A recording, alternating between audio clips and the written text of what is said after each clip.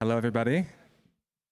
My name is Jonny Ostrem, and this is Hopes and Dreams of a Metaverse Wanderer, which is kind of a fun and playful title for what will be kind of a meandering little exploration through concepts around metaverse building from myself as a metaverse builder, someone who works in the space and who has spent plenty of time and met lots of people here. It's interesting for me to talk about the metaverse because it's this big nebulous topic that lots of people have lots to say about. It kind of contains topics like infinity and singularity. It's both tangible in that we're building it, and it's intangible in that it's something that we talk about hypothetically. It's also a place that is highly contentious and where people are kind of contending for power. So there are architects that release manifestos about how architects are the best people to speak about the metaverse. And there are game designers who say, we've been building virtual spaces for over 50 years. What are you talking about? There's sound designers and users. There are UX and UI designers. And there's also just people like me. And how we talk about the metaverse and how we think about it determines how we're going to interface with it and how we're going to build in it. So there are visions of the metaverse which are scary. They're platform dominated. They're owned by big companies that want our data. And there are visions of the metaverse which inspire hope and contain many possibilities. And so that's somewhat what I'd like to do today is to share with you my perspective. For me, it's even bigger. It has to do with how we spend our time. So some people feel as though the metaverse necessarily means that we're more disconnected from reality, that we're kind of hiding from the things that are in the real world. But in a way, we kind of do that already. We pour ourselves into our phones. We're connected to people through social media networks on our devices that give us notifications without our permission and that kind of control our attention. So it's a fascinating problem that we're already or a fascinating space that we're already in. And yeah, let's explore. So this is a brief overview of the talk. There's really just three parts. The first, I'll go into my past work as an artist and a builder, and then we'll go into the infinite now and the internet, and we'll talk about possibilities. So this is me. This is my avatar. My name online is Memory, and this is kind of a funny, partially idealized version of myself, kind of long and gangly, but also hard-bodied. I've got glasses on. Maybe I want you guys to perceive me as being intelligent. My first virtual 3D space I engaged in was Quake 3 Arena. If you recognize this map, then we're probably friends. And it's interesting that my first virtual 3D space that was social and multiplayer, the sole goal of it is to blow the other person up into these bloody chunks. I was always the kind of like fun and talkative player that didn't actually want to compete, just kind of wanted to connect with people, which didn't really match with this. So it kind of led me to visual effects. And so I worked in the visual effects and the filmmaking industry for a number of years and made a number of experimental films that went around the world in different animation festivals and conferences. This is Change. This is a 7-minute long experimental animation that won some awards. And my trajectory as a filmmaker and as an artist tracks the same as the animation industry as a whole, which is moving from pre-rendered images, files full of thousands of EXRs, hundreds of thousands of gigabytes of data, to real time, which is this kind of this place where we find a convergence of data. It's the computer becomes this center point of a convergence of multiple streams of data. Here, I'm manipulating MIDI and OSC controllers along with screen capture and video capture. It's making invisible things visible. We're seeing microphones, we're seeing waveforms and mouse coordinates kind of coordinating. This is one of my more recent projects where I use HTC Vive trackers to coordinate with web cameras to create a 3D compositing environment for visual effects. So this kind of has led me to see this real-time technology as this place of infinite potential, this place where things can bloom and sprout from simple code. In the lower left, you see turtle commands that make up these L systems that create growing structures. These are plants that I designed in my research. My pursuit of real-time expression took me to the kind of ultimate expression of it, which is, and the most accessible version of it, which is WebXR or WebVR. So this is my first multi-person space made in A-frame. This was in 2016. Of course, you can't mention A-frame without mentioning Mozilla Hubs. Mozilla Hubs was the platform that really gave me the aha moment for web-based virtual experiences. Mozilla Hubs is, if you don't know it, made by Mozilla, and it is a platform where you can speak to other people and interact by dropping GLBs and images and videos. And what's really interesting about it is because it's spatial audio, you can kind of have this proto-mingling effect where instead of everyone being in a Zoom call and everyone's speaking at the same time, or there's only one conversation with one thread, you have multiple threads and you have a way of kind of organizing conversation. And then this led me to the first place where I really thought about the metaverse, which was using the platform Mona. Mona is a Web3 tokenized space building platform built for creators that gives creators the tools to make web-based virtual spaces, which are, in my opinion, the best that you can get online at the moment.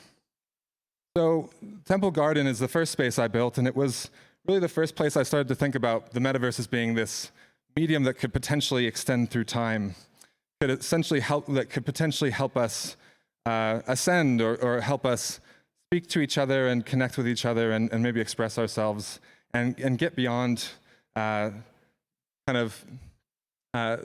constraints of a 2D Web 2 space. It's also the first place that taught me to think about space as being kind of a very good match for blockchain. Maybe you don't have an idea of virtual scarcity like a 2D plane where you can only own one piece of property, or you can only own, only one person can own a space, but it does make sense in a coordinate system for there to be a specific location and there not to be any other kind of indicator for that location. So that's where I started getting into the metaverse. But when we start thinking and talking to other people online or everywhere else, we kind of think, we get to this definition of the metaverse, which seems to kind of be 3D virtual chat rooms. You think about different platforms like, I won't even mention any. There's just so many. You know exactly what I'm talking about. 3D virtual chat rooms where you have some sort of avatar and move around and speak to other people. But, this is kind of a limiting view, I would argue, that framing it as a 3D virtual chat room makes it the sole place of architects. And architects see the metaverse as being this playground for form and experience and light and texture. And that it is, and it really has an impact on people's emotional states. But it's more than that. You think about how a building might be made of structural components that are necessary. You have a roof for rain and walls for wind, but in the metaverse, what if those don't exist? And what if there is no gravity, and so there's no need for structural components that hold the building up? And there's no HVAC, there's no plumbing. And so what you're left with when all these kind of things are removed is an interface. It's an interface between information and humans and links to other places and other things and other times. And if you look at our own spaces, maybe your home space, your apartment, or your house, that too is an interface. It's an interface for objects and memory. Maybe you have objects that remind you of places you've been or people you've seen that are no longer in your life, or images that remind you of mind states that you've had in the past or mind states that you'd like to have in the future.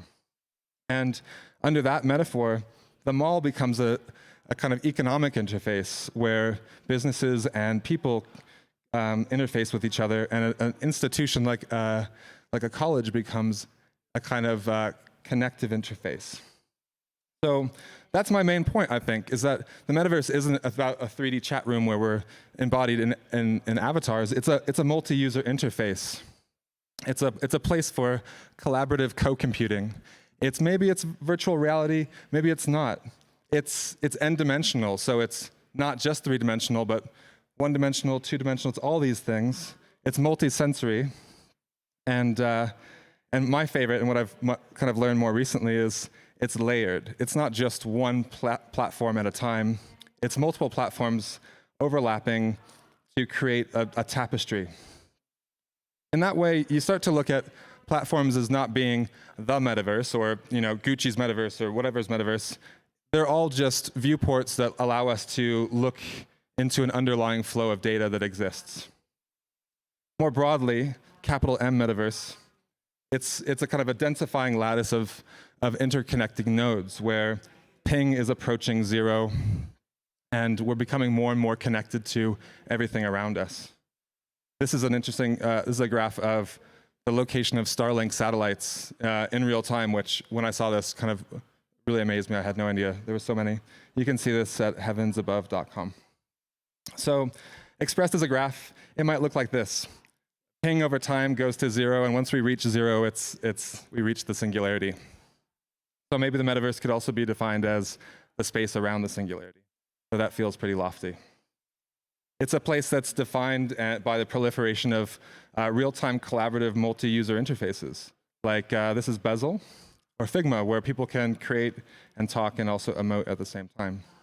Or my favorite multi-user Blender add-on, which kind of suggests a Blenderverse, which I think would be an interesting outcome. All these things, think of it in this way, means that there's not one location in the metaverse, there's many locations, and they're either more or less connected to this graph of connections. So maybe the most metaverse spaces would have the most connections to other places, and things like games would be on the outside because they don't link to other things. So you might be asking yourself, isn't that just the internet? Why do we even need a definition for the metaverse? I would say, yeah, it is just the metaverse, or sorry, it is just the internet. But and it's defined by hypertextuality.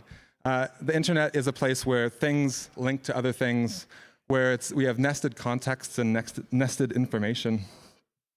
But if the internet as it is the metaverse, then it's a place that is defined by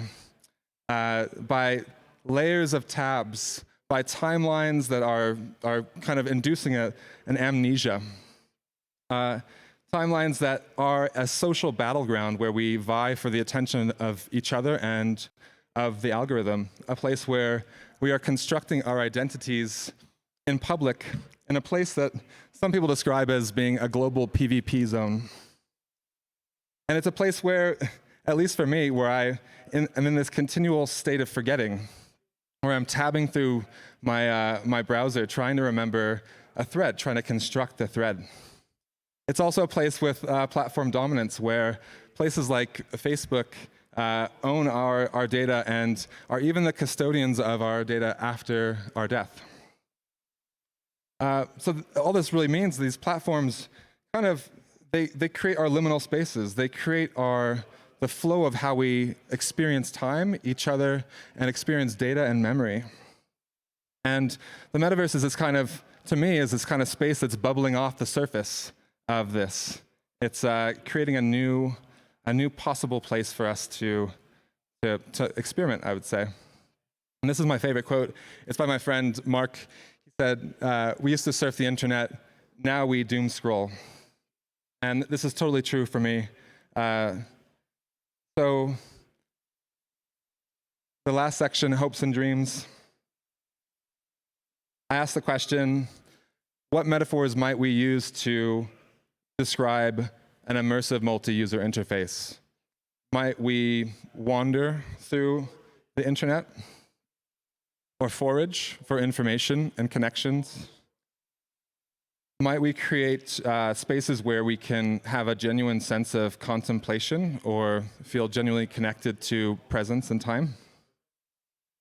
Might we create places where we can actually think and not be bombarded by ads and by notifications?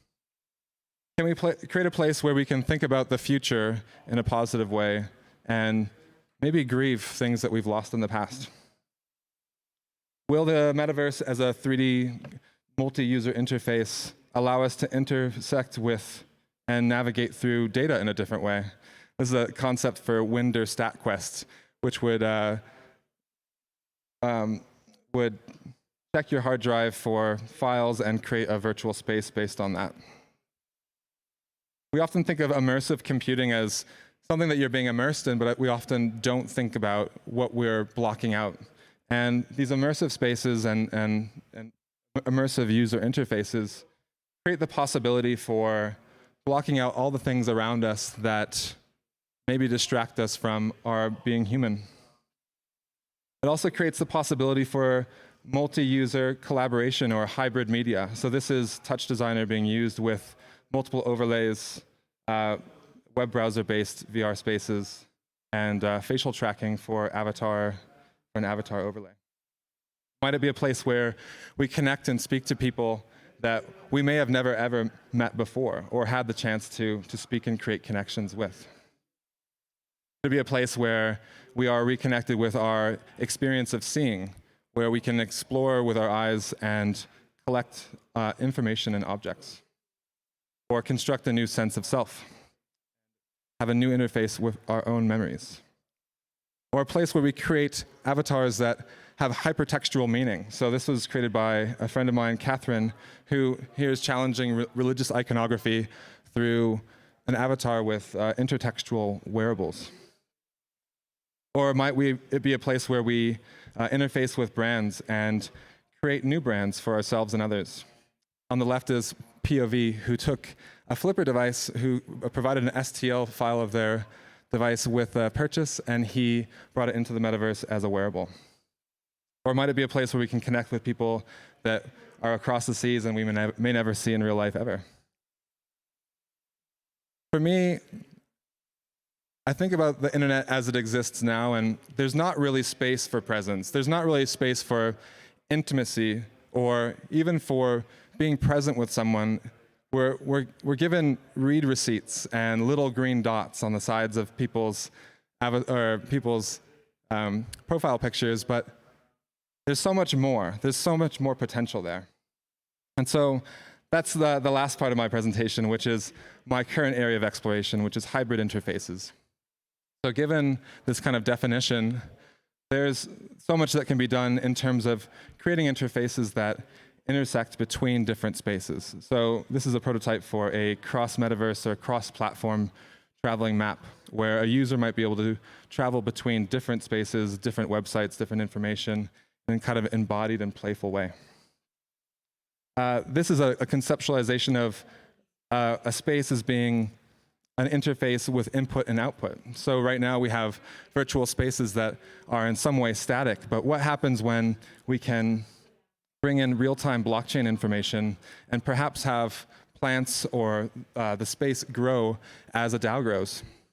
To me, that means that an environment and a context becomes a place where kind of ambiently you're absorbing multiple layers of information from connected contexts.